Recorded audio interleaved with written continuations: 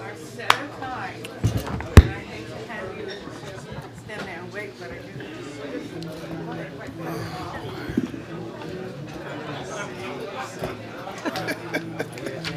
Come to the first blue after script. The first blue.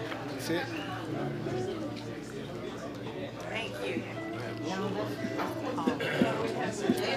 This is oh, but what you have? This Yeah, yeah. I got you. I'm not recognizing anybody today. Who's doing the invocation? Who's doing the invocation?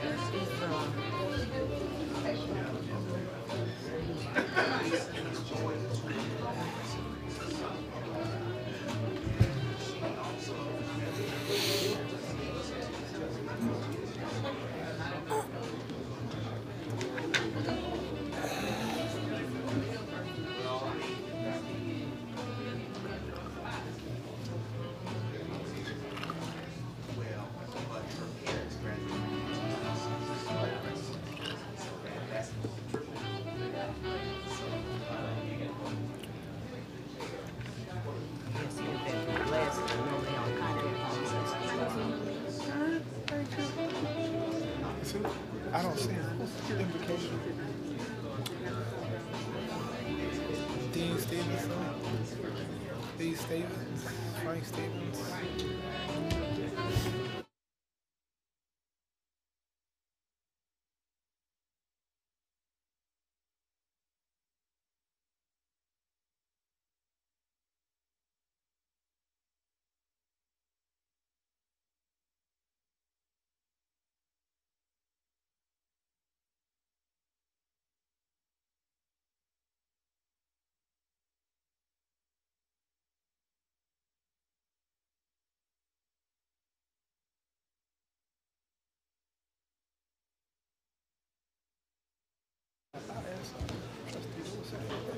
What? Invocation. No. I love you now. It's after being paid. I'm gonna ask you to pray. I'll ask you.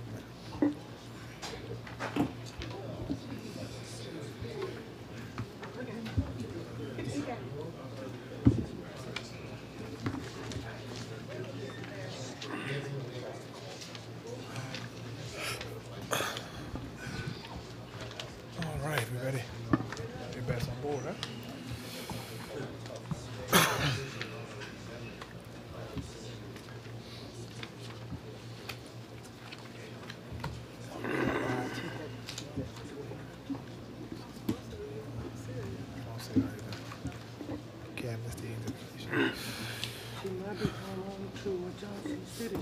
She had to go.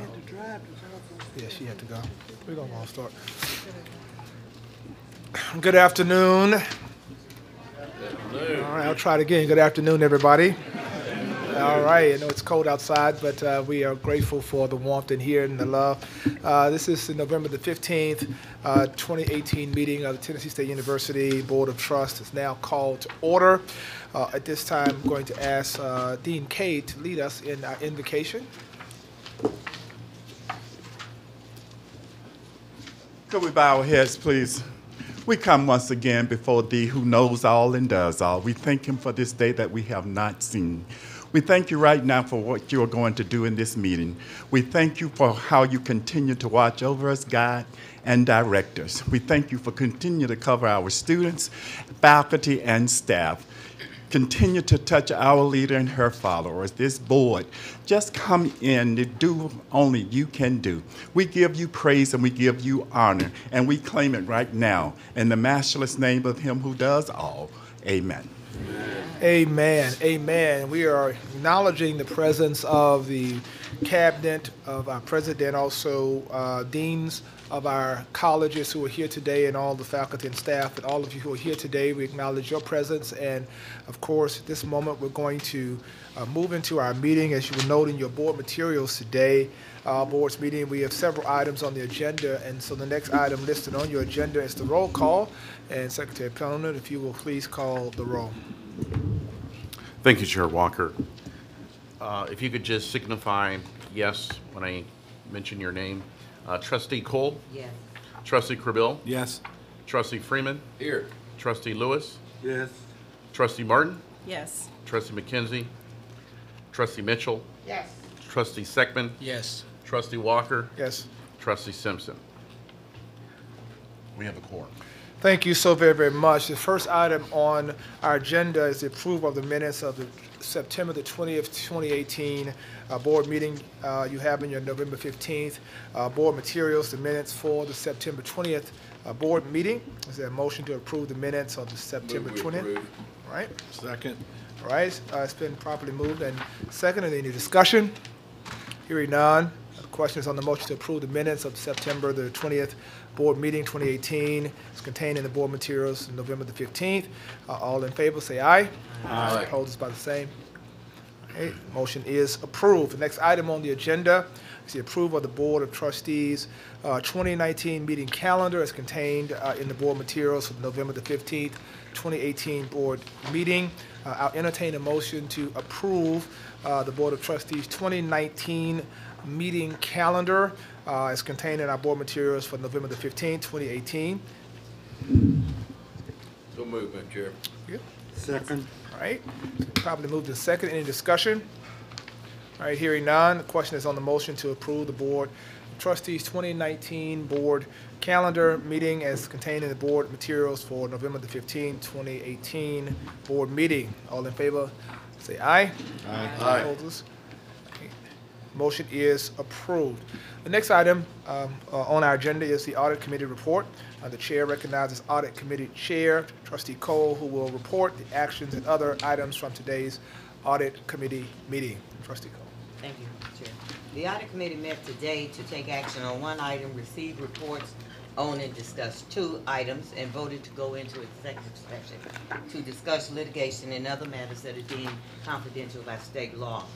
The committee voted to recommend the full board the approval of the September 20, 2018 Audit Committee meeting minutes. The committee also reviewed and discussed completed internal audit reports with President Glover and Internal Audit Director Adrian Davis, and discussed the external quality assessment report. As I stated, the Audit Committee voted to recommend to the full board the approval of the minutes of the September 20, 2018 Audit Committee meeting as contained in the board material for November 15, 2018. You have in your November 15, 2018 board material the minutes from the September 20th, 2018 meeting. On behalf of the Audit Committee, I move to approve the minutes of the September 20, 2018 Audit Committee meeting as contained in the board material for the November 15, 2018 board meeting. Thank you. Is there a second? Second. Any discussion? All right, hearing none. Questions on the motion to approve the minutes of the September the 20th, 2018 Audit Committee meeting as contained in the board materials for November 15th, 2018 board meeting. All those in favor say aye. Aye. Opposed? All right, the motion is approved. Trustee Cole. Okay, that concludes the audit report. All right, thank you so much, Trustee Cole, and the other members of the Audit Committee for your service on the Audit Committee. The next item on the agenda is the Finance and Budget Committee report. The Chair recognizes the Finance and Budget Committee Chair, Trustee Corbell, who will report the actions and information from items today, Finance and Budget Committee meeting. Thank you, Chairman. We had three action items for approval that we'll be recommending to you. One has to do with the minutes. The second would be with the institutional revised budget, and the third with an execution notice of intent for TSU to sever from the TBR for capital management. And then we had two additional items, a report on enrollment and student recruitment, as along with a marketing plan.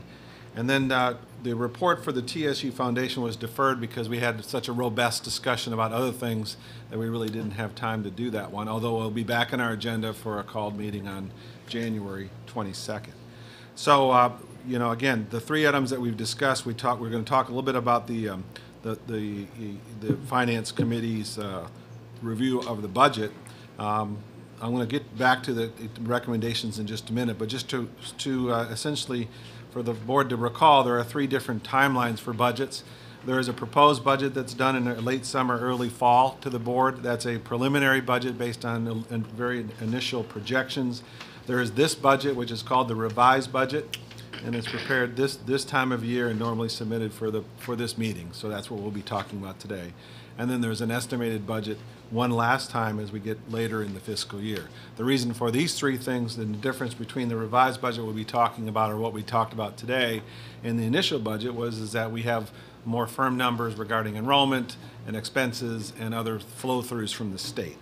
So what I can tell you is that during our committee, we had a very long discussion about the revised budget, as in that it unfortunately did not come in as expected from the proposed, given the updates that we received in enrollment and other revenue sources. But both President Glover and Vice President of Business and Finance, Chase, presented and discussed the revisions. I will tell you that we went through in great detail the differences between the original proposed budget and the revised budget and why those things changed over the last few months. We also talked about the projections and some short-term and long-term mitigating factors. And then we talked about, again, what we're going to do to prepare ourselves in case, again, this budget in itself, this middle revised budget, might be a shortfall. So we did vote to recommend approval of the institutional revised budget to the formal board. And then thirdly, we went and we also discussed, and Dr. Glover and her designees, regarding authorization for TSU to execute a notice of intent to sever from the Tennessee Board of Regents on capital management functions. And so that was the other item that we had from a recommendation perspective. So as I mentioned earlier, the Finance and Budget Committee did vote to recommend the board on the minutes. And so those materials are there in your board materials. So on behalf of our committee, I'd like to move that we approve the minutes of September 20th, 2018 for the Finance and Budget Committee as contained in the board materials today, November 15th, 2018. All right, thank you. All right. It's been moved and seconded. Any discussion? All right, hearing none, the question is on the motion to approve the minutes of the September 20th, 2018 Finance and Budget Committee meeting as contained in the board materials for November 15th, 2018 board meeting. All in favor, say aye. Aye. Opposed, say nay. All right, motion is approved. Trustee Corbell? Okay.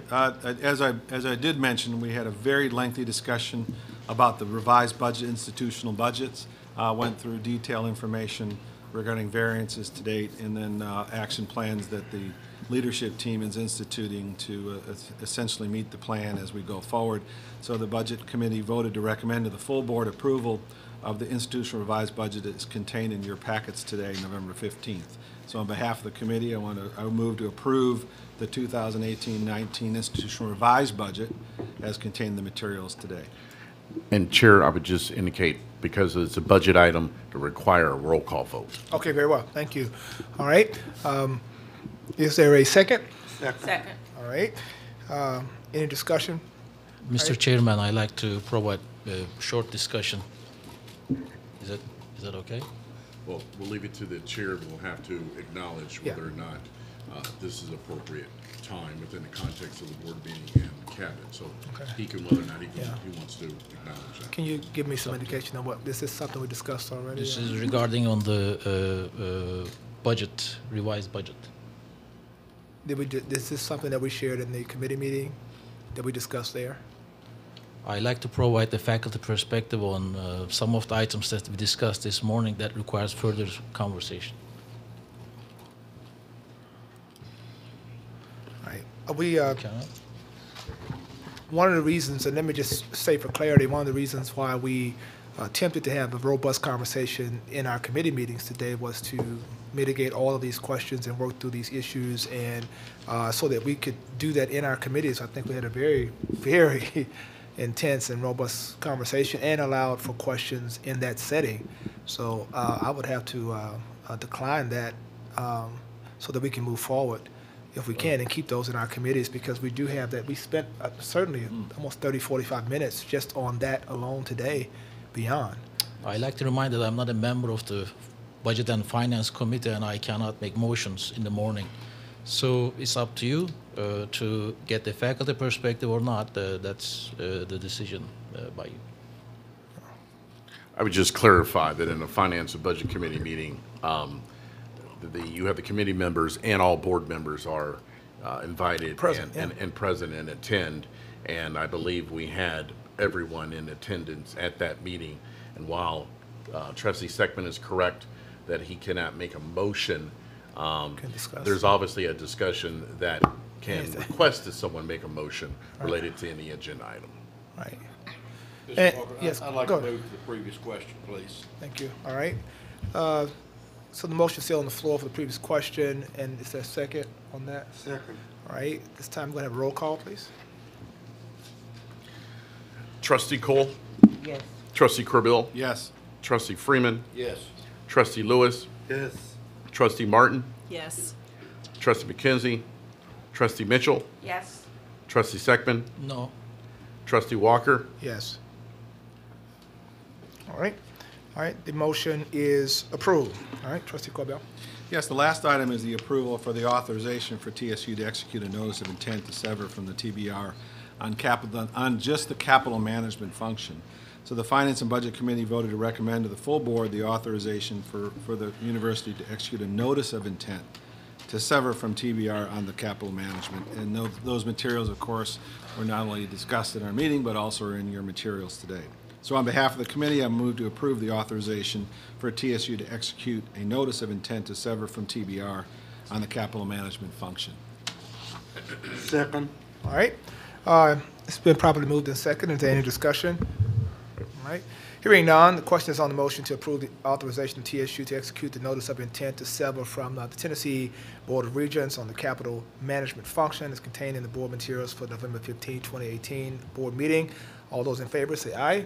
Aye. Opposers say nay. Motion is approved. Trustee Corbell. Yes, Chair Walker, this concludes my report from the Budget and Finance Committee. Thank you so much, Trustee Corbell, and the other members of the Finance and Budget Committee for your service, and certainly for the robust conversation we had today. And of course, we continue to move this forward with all those items we're all very concerned about. The next item on the agenda is the Academic Affairs and Student Affairs Committee report. The chair recognizes Academic Affairs and Student Academic Chair, Trustee Affairs Chair, Trustee Martin, to report out the actions from today's meeting. Trustee Martin. Thank you, Chair Walker. The Academic Affairs and Student Affairs Committee met today to consider and vote on 2 agenda items and to receive information on 4 other agenda items.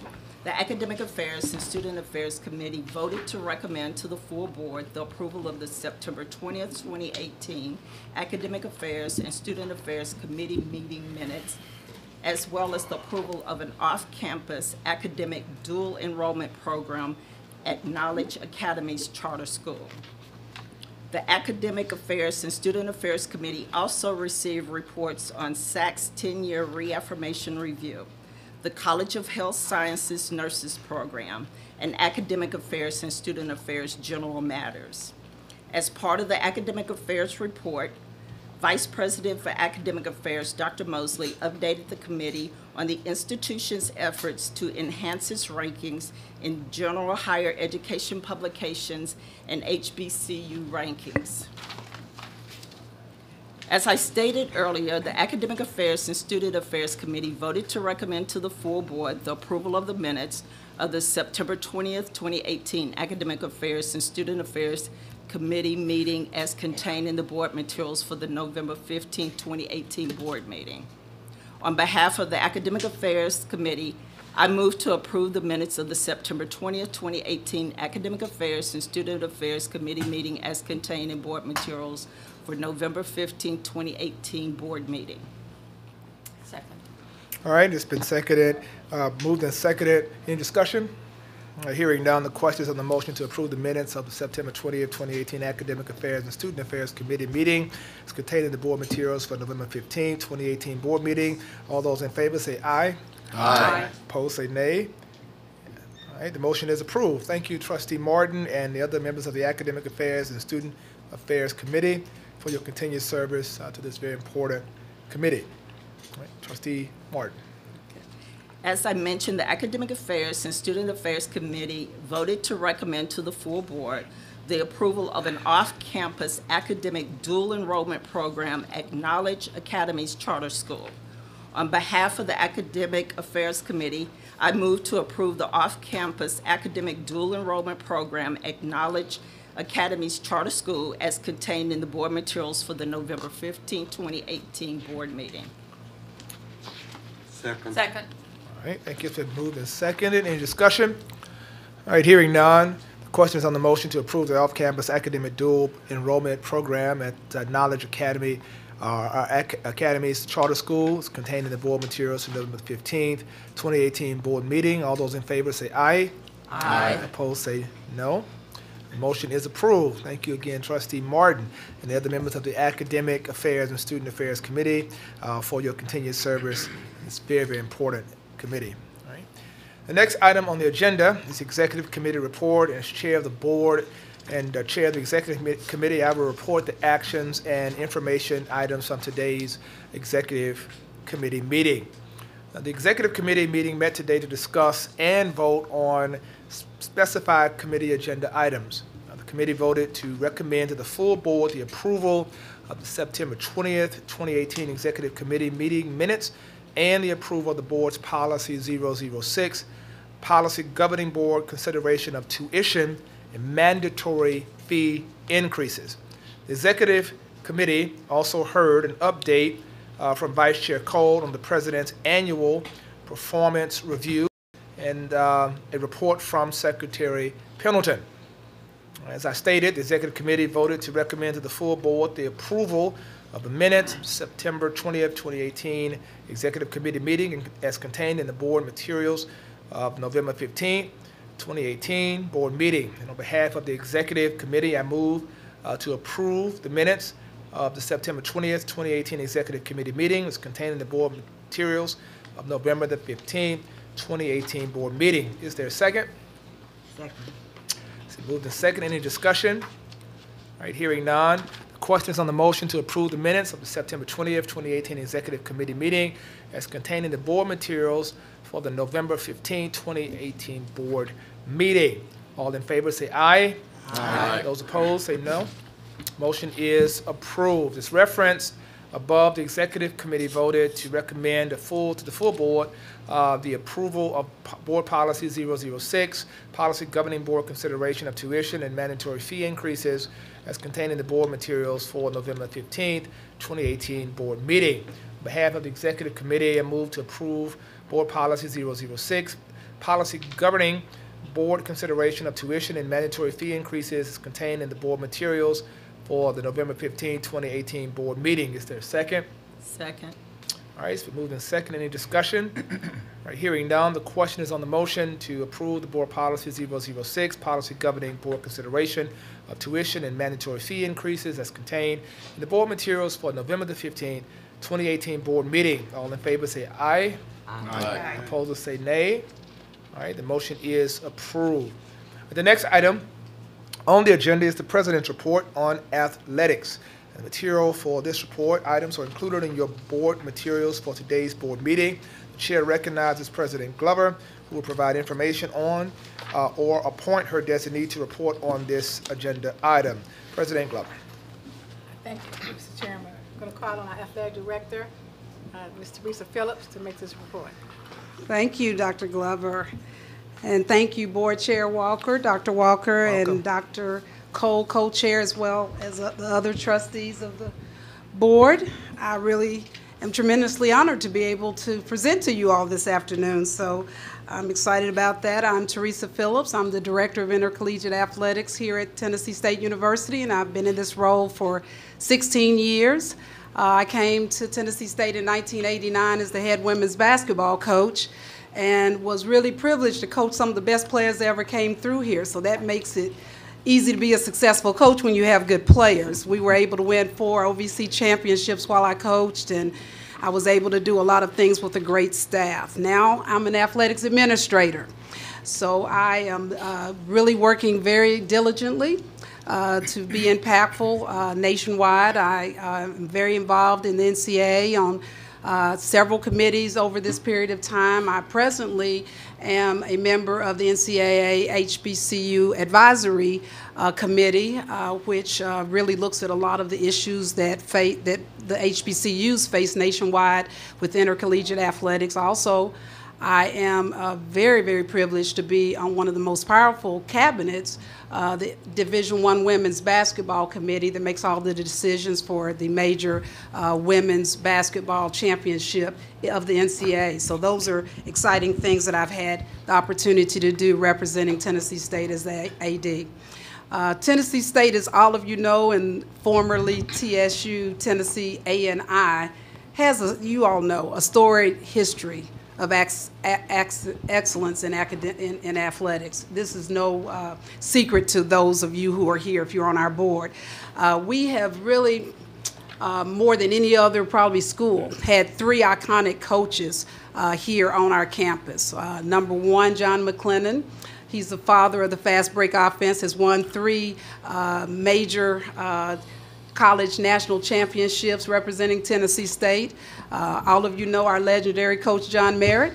He has won probably the 5th most college football games ever in this nation. He has numerous players that he has sent to the NFL, including Richard Dent, Pro Hall of Famer, and we had Claude Humphrey here on campus Saturday. I think he was trying to toss the corn, but Dr. Glover probably took it away from him, but anyway, no, it wasn't you. It wasn't you. But he had a good visit with us this weekend. John Merritt is in all of the Hall of Fames. And then last but certainly not least, our famed Tiger Bell coach, Edward S. Temple, Olympic coach in international and national Hall of Fame. So that history and the mark that TSU has made, she has made nationally and internationally in the world of sport. And we're still doing things. We still aren't through. We still have student athletes who are playing in the NFL. We do have a great NBA player who unfortunately just got traded recently from the Philadelphia 76ers. We have several young men and one young lady who's playing international basketball professionally, and we have a couple of Tiger Bells who are really making their efforts to try to get back into the Olympics. So we're excited about those kind of things. With that having been said, what's going on now? You know, where are we now and what are we doing athletically now? Tennessee State, the university, not the athletics department, is a member of the NCAA, the National Collegiate Athletics Association. And I say that because I think sometimes people think the athletics department is a member of the NCAA. You know, it's the university. We have Division I affiliation. We play football's championship subdivision. There is 2 different divisions, Division I in football, and we play in the championship subdivision. There is a bowl subdivision that the Power 5 schools play in. We're a member of the Ohio Valley Conference with 11 other schools that are like us and in a good geographic area. 5 of those schools, including Tennessee State, is in the state of Tennessee. 3 are in Kentucky, 2 are in Illinois, and I think 1 each in Missouri and Alabama. That is the OVC. Our budget, and we may have just taken a little budget cut, as you all know, but our budget hovers around $10 million. We are subsidized primarily by the university's general fund and the student athletic fee. We do, of course, have revenue branches within athletics, our ticket sales, our guarantee games with football, men and women's basketball. We have several grants, NCAA grants, fundraising, and other things that end up making up the revenue side of our budget. About 1/3 of our budget goes back to the university in forms of scholarships. So, you know, that being said, that takes a good little chunk of it. Our overall budget, and I do need to say, is the lowest in the conference. We have the lowest budget in the OVC, and our student athlete fee is the lowest in the state of Tennessee. That's probably a derivative of our enrollment, but also the student fee number is the lowest also in the state. TSU sponsors 15 sports. We have 8 women's sports, we have 7 men's sports, football, men and women's basketball, men and women's cross country, men and women's tennis, men and women's golf, indoor, outdoor, track and field, men and women, and volleyball and softball. We're required to have at least 14 sports to remain Division I. Our students We have about 255 right now. We may go up to 275 at the most student athletes, and that doesn't account cheerleaders and a dance team that kind of are housed under athletics. We really don't count them in that particular number, but that's the amount of kids or young men and women, because they're not kids, that we work with. We view our students as just that, students, first and foremost. That's what they are to us in athletics, and we treat them like that, and how we deal with them speaks well to what our focus is in athletics. We're progressing and graduating the young men under our leadership and under our watch up in athletics, and I think that's what we're supposed to do first and foremost. It's an intentional effort on our part. It's intentional what we do with our student athletes in athletics. Recent report, the Academic Progress Report of the NCAA, we are retaining and progressing our student athletes at a 94% rate. That's not our graduation rate, but that's the academic progress rate, which is a fall-to-fall measurement showing each semester, do we retain the young man and woman back here at the institution, and do they meet the eligibility requirements to still, perform athletically? Those requirements are very similar to the Complete College Tennessee Act requirements that first went in, that you have to have 25, 50, 75% towards graduation. You have to pass a certain amount of hours every semester. That's hard to do, but we have really labored very diligently to do that, and we're being pretty successful. We want to do better, but we're being pretty successful, I would say.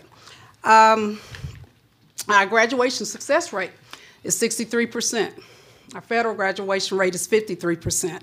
And that is a testament to a lot of good leadership. A lot of good leadership within athletics, and a lot of support here on our campus within our athletics department also, and with our coaching staff. Sometimes we have to pull them along kicking and screaming, but coaches kind of work in a silo, so you have to stay on top of them about what our mission ultimately is.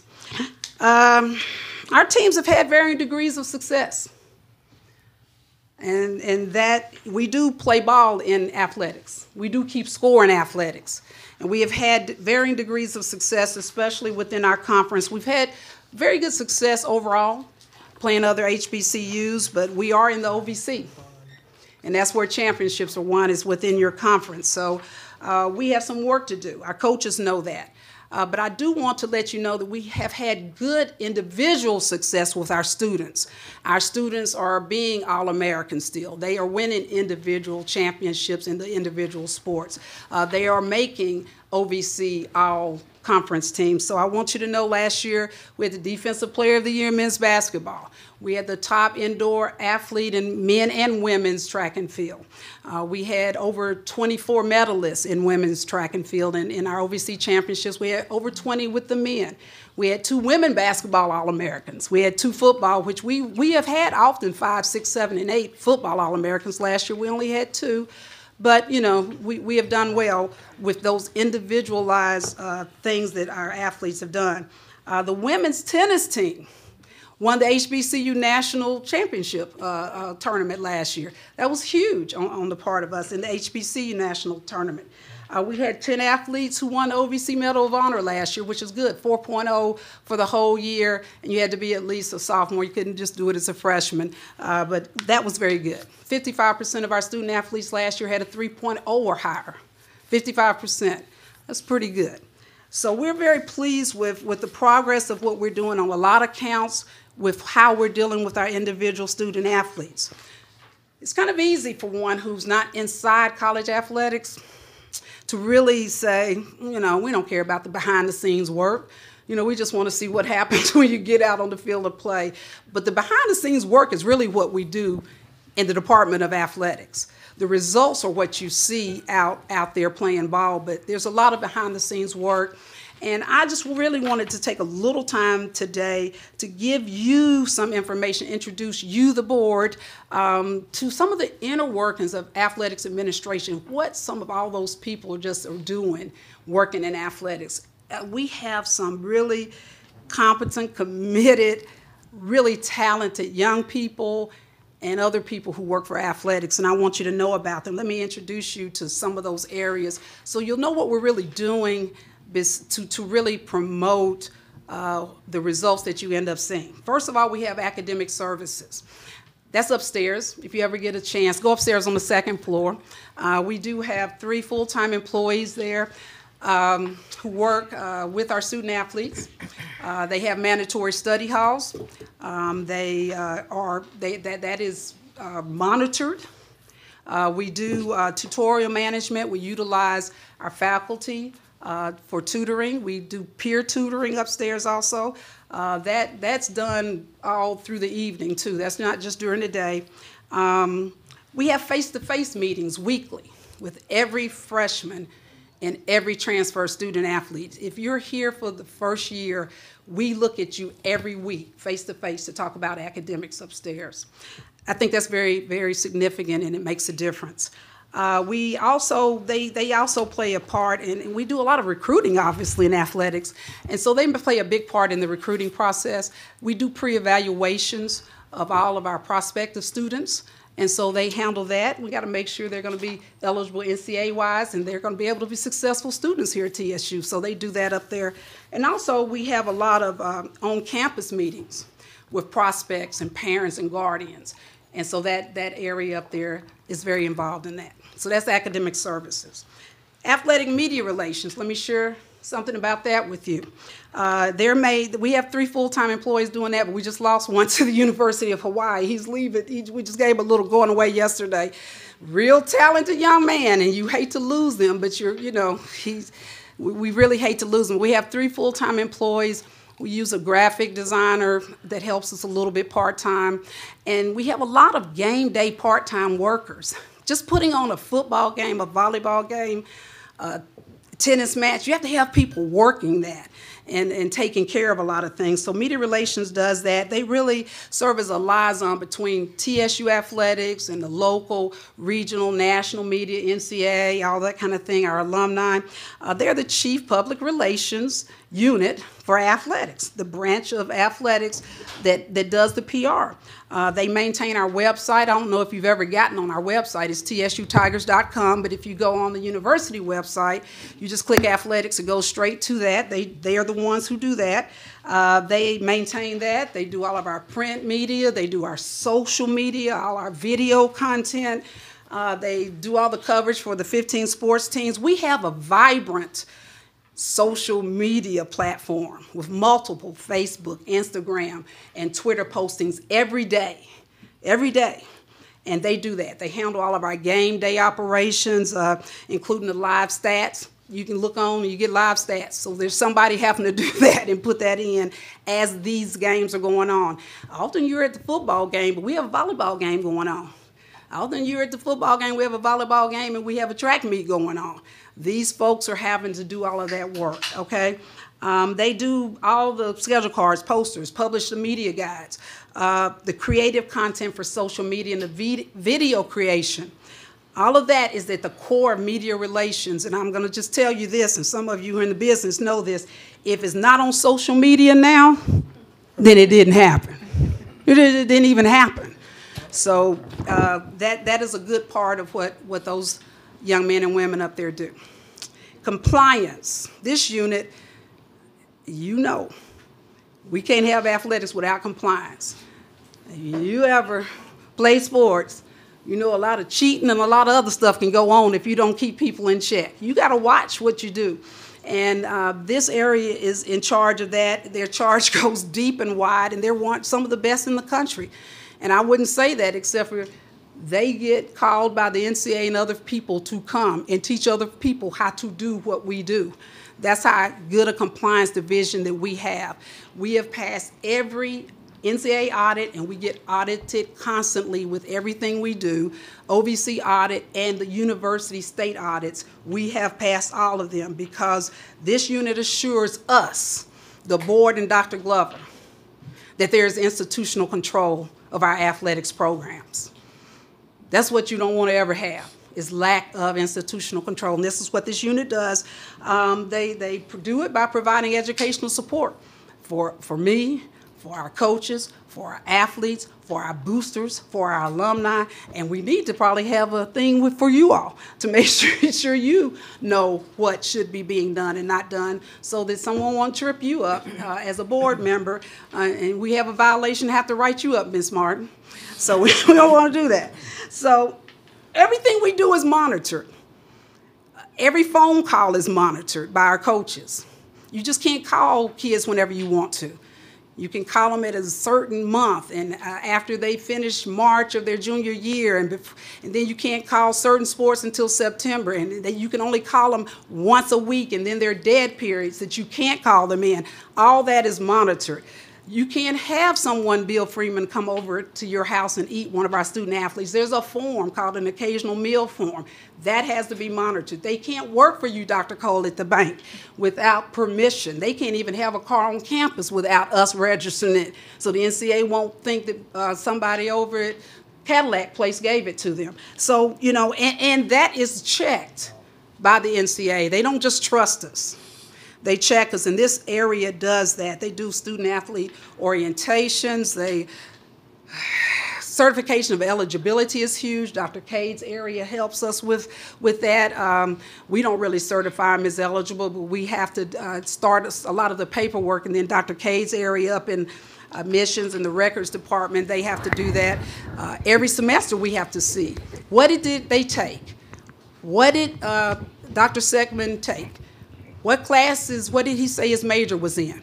How many hours did he pass? Did he take the right courses? Did he pass enough courses? Therefore, he's eligible to play. So this is the area that does that, and we need them, and we're going to keep them because they're great at it. I have a few more. Digital streaming and radio broadcast. That's within athletics. The OVC had a digital platform. We've moved to ESPN+. If you look on ESPN+ and you see a football game, a men and women's basketball game, you probably think ESPN is at TSU and they have us on TV. No, athletics department has you on TV. We are producing that game. We are doing the color analysts. We are doing the graphics. That is our responsibility. It's a non-budgeted burden that the presidents of the OVC, including Dr. Glover, approved, but it's also a huge opportunity. Who doesn't want to be on TV? You know, it's a huge opportunity. So we also have radio broadcasts of all our football and men and women's basketball games. So that's another part of what we do within athletics. We have an equipment area, very important. I know you all don't believe it, but somebody has to wash all those clothes. Somebody has to inventorize them. Somebody has to calibrate every bat. Somebody has to make sure all those helmets are reconditioned and the shoulder pads. Somebody has to make sure we're not going to have staph infections and all of that we do. And that's a 7-day-a-week, 12 to 15-hour job. People really think we just wear nice warm-ups around here, but we got some people working and doing some stuff at athletics. Let me share with you a very important area, sports medicine. This unit is charged with providing effective and efficient care to help prevent, manage, and treat athletic-related injuries. Within our division, we have 4 people in-house who do that. We need about 7. We have 4. But we really want to provide each student with the opportunity to really perform at their highest level, and they have to be healthy to do that. We work with Tennessee Orthopedic Alliance also. We have a contract with them. We have a primary orthopedic surgeon, Dr. Damon Petty. We also work with St. Thomas EMT, and they are at all of our major practices and at our games. We also have an internal medicine doctor, and we have a couple of dentists because teeth do get knocked out in sports. So we have that. We have a neurologist, which is something that's new. And I know you all are aware of the incident that happened with one of our student athletes at our Vanderbilt game. Christian Abercrombie went down. Our head athletic trainer ran out to him. Concussions are not abnormal in the game of football. And because our neurologist was there and went out there with him, he looked immediately and knew that it was more serious than a concussion. And that minute, those seconds really probably saved Christian's life, that neurologist was on the sideline. I want you to know that was Tennessee State's neurologist. That was not Vanderbilt's neurologist that was on the sideline, and it made a difference. This group also handles all of our insurance. I mean, we have surgeries and we have doctors and we have injuries all the time. Their insurance work that has to go on within sports medicine. That's within athletics. We have NCAA concussion protocol, which starts when the young man and woman first gets here and they're tested, and anytime they bump their head or say they have a headache, there's a protocol that we have to go through. We also drug test our student athletes, and we do that with the help of Drug-Free Sports, but this sports medicine group here who works for us over in Gentry Center and works for Tennessee State, they kind of handle that testing when we do our random tests. I'll just end with strength and conditioning and the ticket office very quickly. Strength and conditioning is very important. We have 2 full-time people in there. The core goal is to really develop that student so that they can have the best strength, to prevent injuries also. They work closely with all of our sports teams. It's important for all sports. Football tries to dominate them too, but we make sure, Mr. Freeman's laughing, he knows they'll try to use them to death, but that's a very critical area if you want to be successful in athletics, is have strong strength and conditioning. Ticket office, we use the Ticketmaster system. We have 2 full-time employees there. They also work for the university if we have a big concert or plays or something like that, but they primarily, of course, sell athletics tickets. They follow all the strict depository rules of the university, and they are audited twice a year by internal audit of the university to make sure that the money is going where it needs to go and is getting deposited accurately. I'm about finished with telling you about some of the internal things that we do. We do a lot of other stuff because we probably travel as much as everybody else put together at the university. We do a lot of purchasing. We have a lot of internal things that we do also, but that's a good snapshot of what we do on a day-to-day basis in athletics. I do want to let you know we have some great upcoming basketball games coming up. Our men will be playing at Vanderbilt, at Kentucky, and at Memphis, where there's be the battle of penny and penny. The women will play too hard a schedule, so I'll just leave the women out for right now because I think they bit off more than they can chew. That's about it.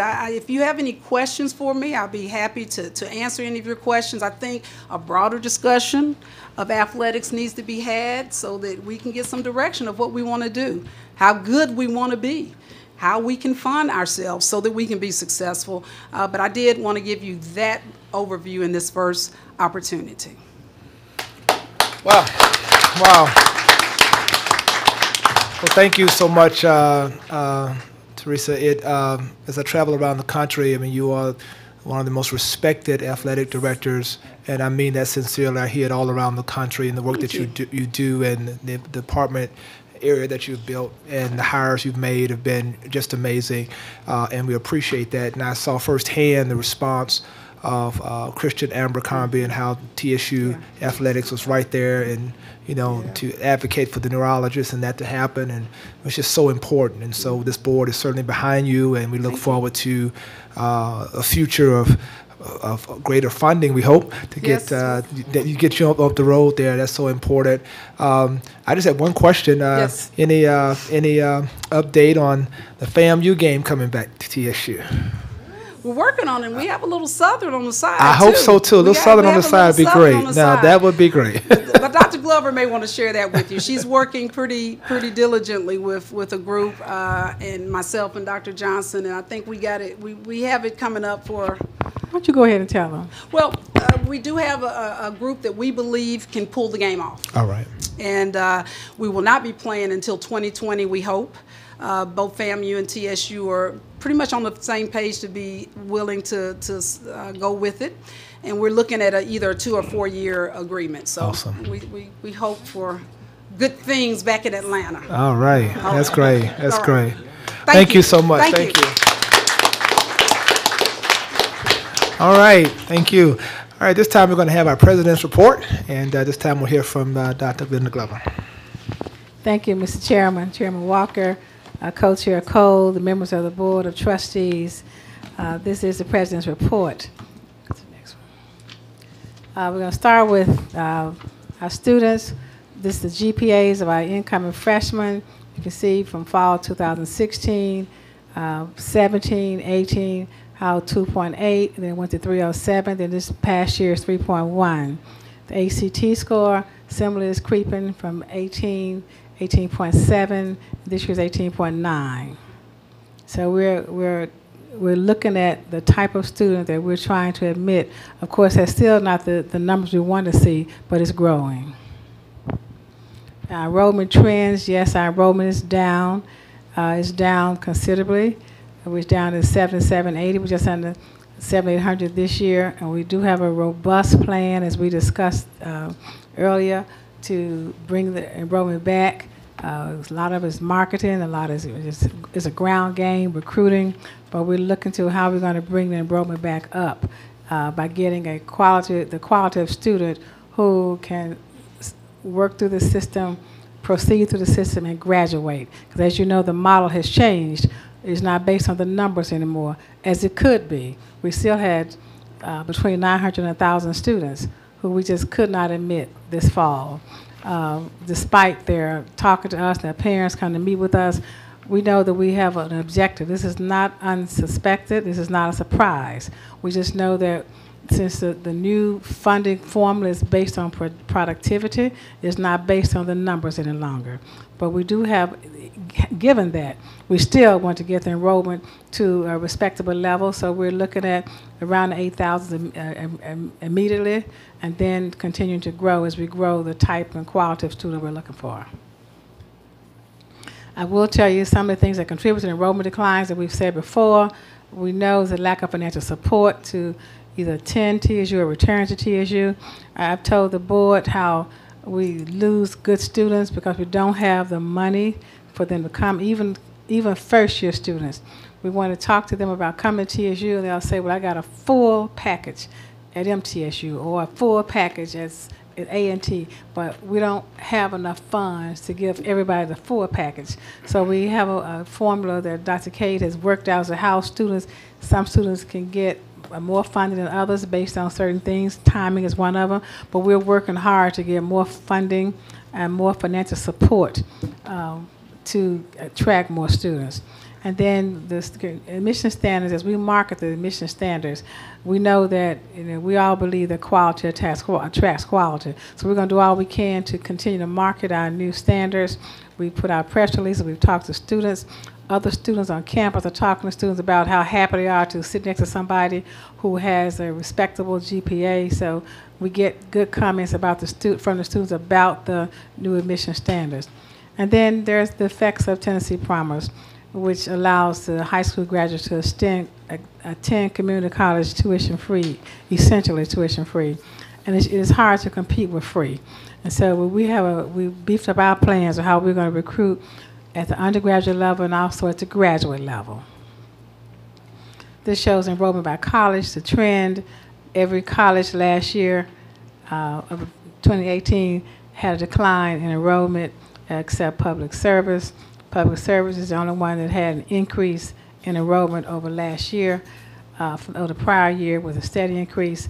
And you see a decline in agriculture. That's because of the makeup of the new life and physical sciences. So those two numbers of those two schools are not, is not based so much on declines and increases as it is a reorganization of a new college. So let's go briefly through the enrollment management plan, some of the things you want to do. We have strategies both at the undergraduate level and at the graduate level.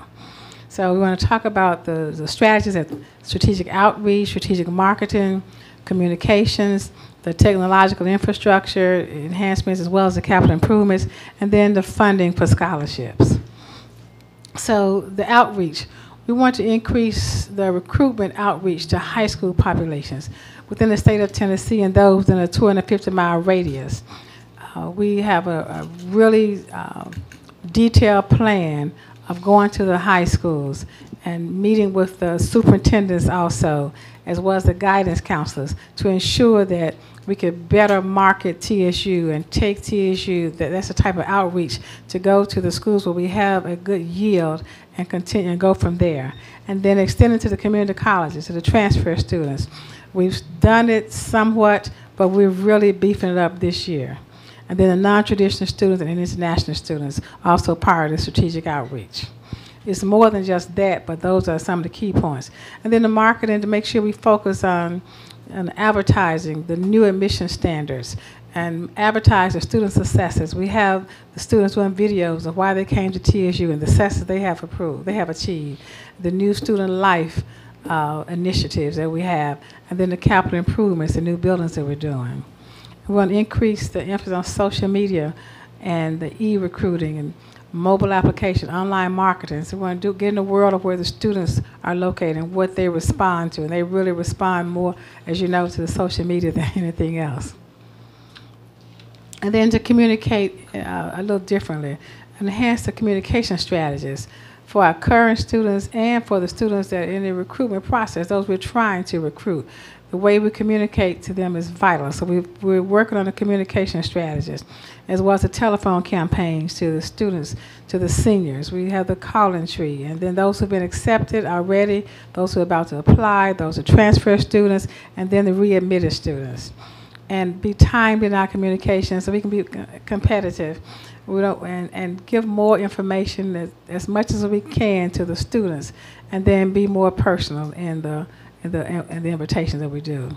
As far as the capital improvements and technology, we're still working on technology infrastructure, including the processes and how we manage our customer relations. And then the students who started and didn't complete applications, those, just how we're going to assist them in completing the application process. We do have a team in one of our locations, that team that does that helps the students, their completers, to get their applications in, and then those who have enrolled, did not re-enroll, plans to go after those students. And then the Welcome Center that one of our alums just is beginning to underwrite a substantial portion of it. That's the front door of our university. So we're going to use those mechanisms.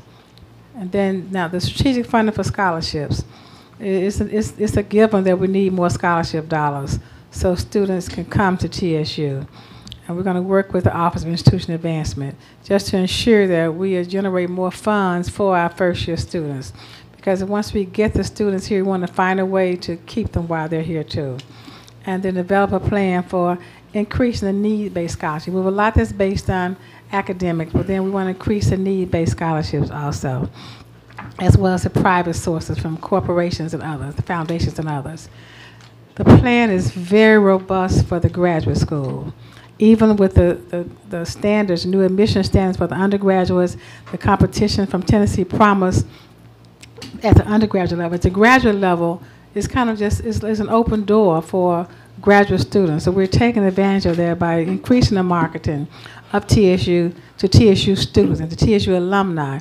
We're having different avenues to recruit the TSU students who are here now and encourage them to attend graduate school, as well as meeting with our alumni, speaking with them about taking courses and coming back to graduate school. And the historical black colleges and universities, the four-year schools, we're looking at them in a different light, asking them to attend school at TSU and to we're developing partnerships with them for offering the degrees at those institutions.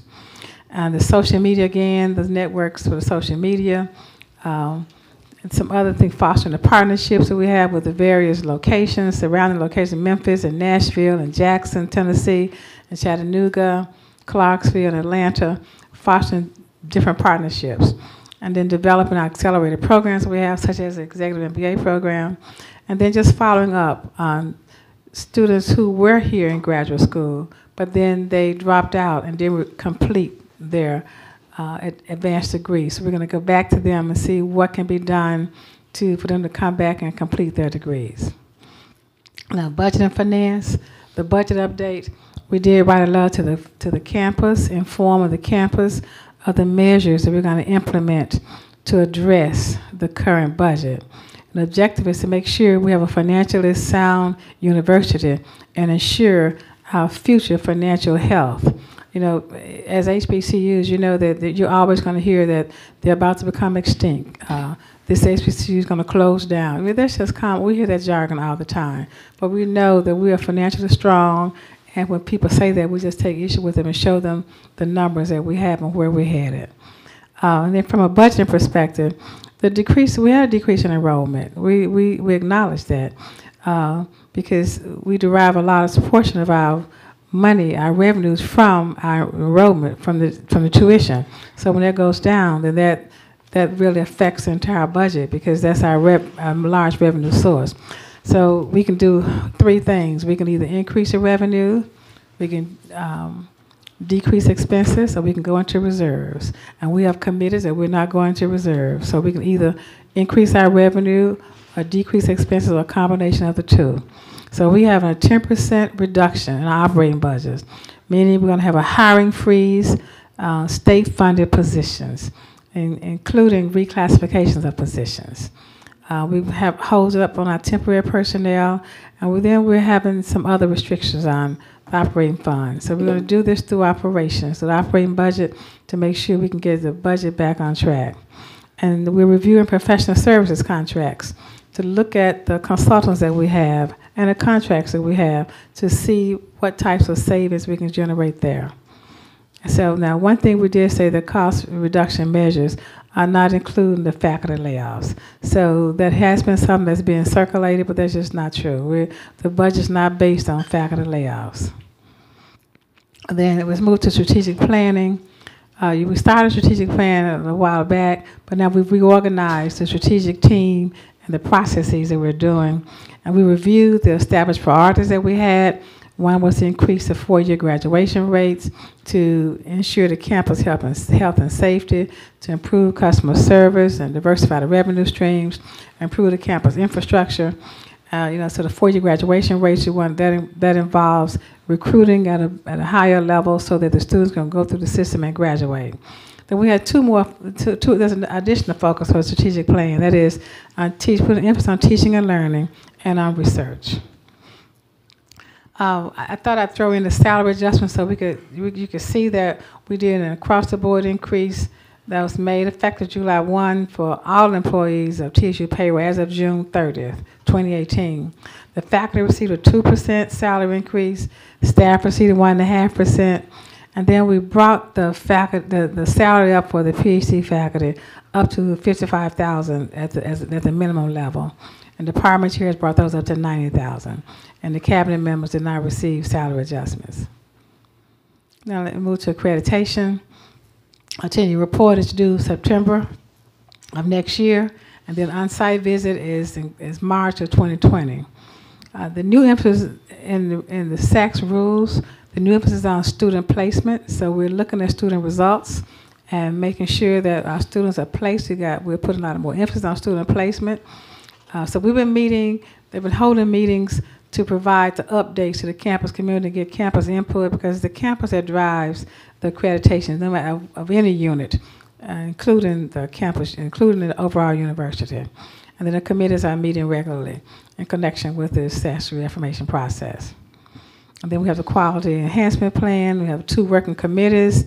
They have developed 2 proposals. One's the global competitiveness, the other is career readiness. And we're going to try to have these ready by the end of the semester. And then the several programs have been reviewed for accreditation, business, cardiorespiratory, psychology. They were all successful. And then physical therapy, public administration, speech, all those are coming up during this academic school year. I'm worried about the School of Nursing. We did get a 2-year accreditation extension from ACN, and we were granted the continued accreditation based on good cause. And now we're working on a plan for sustainability of the nursing program. That was very good news. We were able to save our School of Nursing, and we're working hard for the sustainability part of this. So let's move to grants and research. I just listed the amount of awards that we've had over the last 4 years, what our goal is for this year, of $55 million. And that's for where TSU ranks in the top 5 HBCUs in receiving research funding. You know, we compete with Howard and FAMU and Jackson State and others. So we compete with them every year. And sometimes we're 3 or 4 or 5. We're in the top 5 almost every year. And then the word about our endowment is growing, even though there are parts of growth. You know, it's based a lot on what's happening in the stock market, but it's also it grows based on the amount of contributions that we receive. So we're looking at the current endowment around $60 million, which has increased quite a bit from over the last few years, 5 years or so. So we want to grow it to larger than that, and we're getting new numbers in with institutional advancement to see where we want to be with our endowment, how we can grow endowment more. The groundbreakings, as anybody been around know that we broke ground on 2 residence halls doing homecoming, and the Health Science Building doing homecoming, as well as Alumni House and Welcome Center. So we have 4 groundbreakings during homecoming. They asked us to wait, well, not wait, they asked us could we put them during the time when they would be here.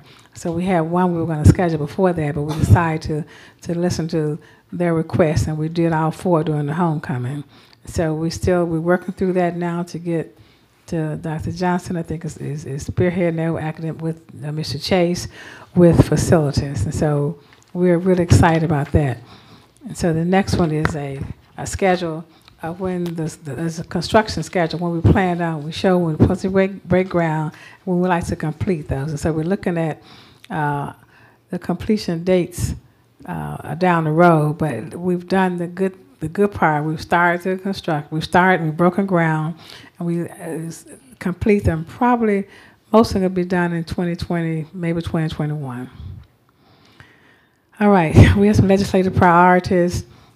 I would like to say that yesterday some of the lawmakers came to campus. The TSU alums were there, Senator-elect Gilmore, Representative Love, and some of the others who were from both sides of the aisle. They did a tour of the campus. They love coming to TSU.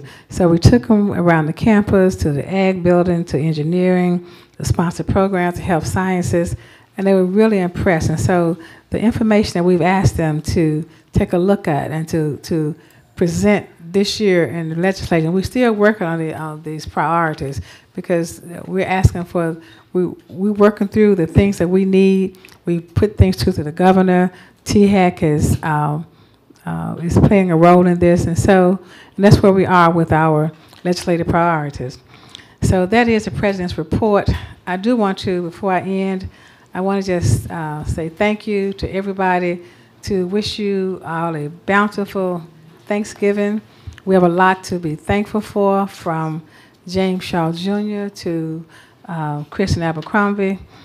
So we just have a lot to be thankful for.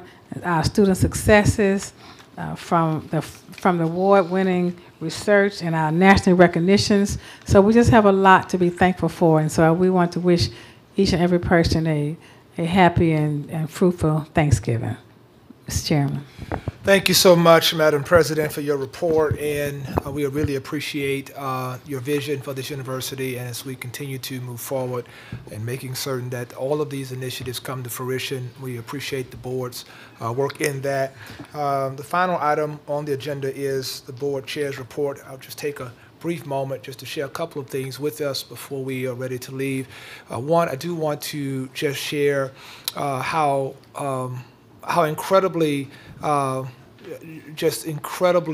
blessed we are to have such extraordinary folks on this board. There's such a spirit of creativity and energy around moving the needle forward. The 2 very important things that stand as our priorities as a board, and I think the public needs to hear that we, alongside this president, really are concerned and want to see enrollment increase, and that's something that we are appreciative of, particularly in terms of the presentation we received today, really a strategy. Of course, one of our vice presidents, Izzard, shared with us a wonderful strategy, a 5-point strategy to really help move that along, and we are focused on that, and we are squarely focused on that. We do believe in the approach of raising the academic standards. We don't want kids coming into school just to beef up the numbers but unable to graduate. So we do want to make certain that we do raise the academic bar, and I think that's an appropriate approach. However, we do recognize that that tuition, that enrollment does need to increase, and that is a priority of this board.